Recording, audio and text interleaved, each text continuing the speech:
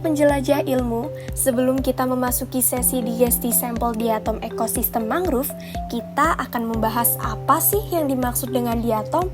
Pernahkah kalian berpikir bahwa di dalam lumpur hutan mangrove tersimpan arsip sejarah lingkungan yang berusia puluhan hingga ratusan tahun? Kunci untuk membuka arsip ini adalah organisme mikroskopis yang luar biasa, yaitu diatom. Diatom merupakan kelompok alga bersel tunggal yang hidup di hampir semua perairan di bumi. Mereka sering disebut sebagai permata lautan karena memiliki dinding sel eksternal yang terbuat dari silika. Ketika diatom mati, dinding selnya akan mengendap dan terawetkan dengan sempurna di dalam lapisan sedimen. Spesies diatom memiliki preferensi lingkungan yang spesifik, seperti salinitas, tingkat polusi, dan ketersediaan nutrien. Dengan menganalisis jenis diatom di setiap lapisan sedimen, kita bisa merekonstruksi kondisi lingkungan di masa lalu. Tapi, ada satu tantangan besar. Diatom ini ukurannya sangat kecil dan tercampur erat dengan jutaan partikel lain, lumpur, pasir, sisa-sisa akar, dan bahan organik lainnya. Jadi, bagaimana cara kita memisahkan diatom yang tersimpan di dalam sedimen? Jawabannya adalah melalui proses kimia yang disebut dengan digesti. Hari ini, kita akan belajar bersama mengenai proses digesti sampel diatom ekosistem mangrove. Sebelum melakukan proses digesti, kita harus menyiapkan alat dan bahan yang akan kita butuhkan seperti gelas benda, timbangan, spatula, sampel diatom, cairan H2O2 10%, cairan HCl 10%, kompor, dan baki. Langkah pertama yaitu penimbangan sampel. Proses ini kita mulai dengan menimbang 5 gram sampel sedimen secara akurat.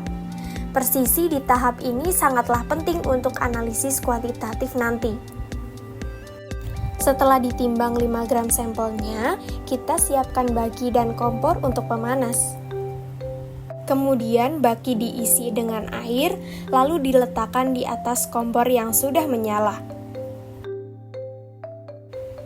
Langkah kedua, digesti pertama dengan asam klorida atau HCl.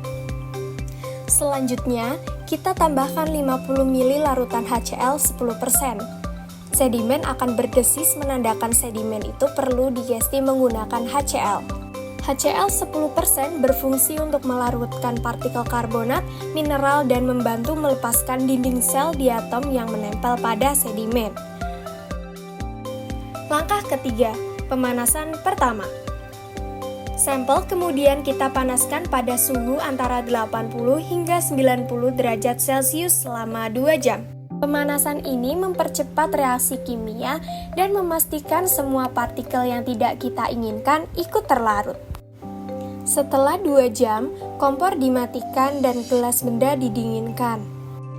Langkah keempat, pencucian. Setelah dingin, buang HCl lalu masukkan endapan sedimen ke tub sentrifuge.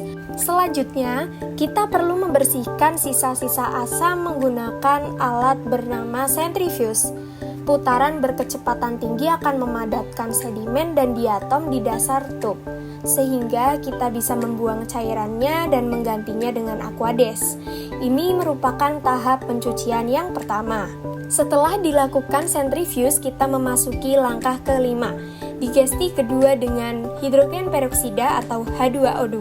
Sebelumnya, kita masukkan endapan sedimen ke gelas benda, lalu kita tambahkan 50 ml hidrogen peroksida 10%. H2O2 adalah oksidator kuat yang akan menghancurkan sisa-sisa materi organik seperti serasa daun atau akar halus.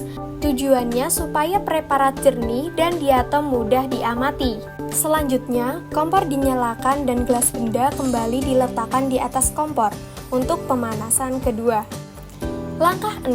Pemanasan kedua. Sama seperti perlakuan HCl, sampel ini kita panaskan lagi selama 2 jam pada suhu yang sama untuk memastikan semua bahan organik teroksidasi sempurna. Setelah 2 jam, kompor dimatikan dan gelas benda didinginkan kembali. Langkah ketujuh, netralisasi.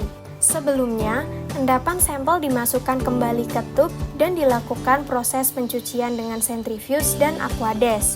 Tujuannya adalah untuk menghilangkan semua sisa bahan kimia hingga pH sampel kembali netral. Jadi, dari proses digesti yang kita lihat tadi, kita bisa mengubah sedimen menjadi data ilmiah yang sangat berharga. Setiap dinding sel di atom adalah saksi bisu perubahan iklim, polusi, dan dinamika ekosistem pesisir kita. Dengan memahaminya, kita tidak hanya belajar tentang masa lalu, tetapi juga mendapatkan petunjuk penting untuk melindungi masa depan planet kita. Terima kasih telah menonton, jangan lupa like, subscribe, dan bagikan video ini agar lebih banyak yang tahu tentang keajaiban dunia mikroskopis. Dan sampai jumpa di video selanjutnya. Dadah!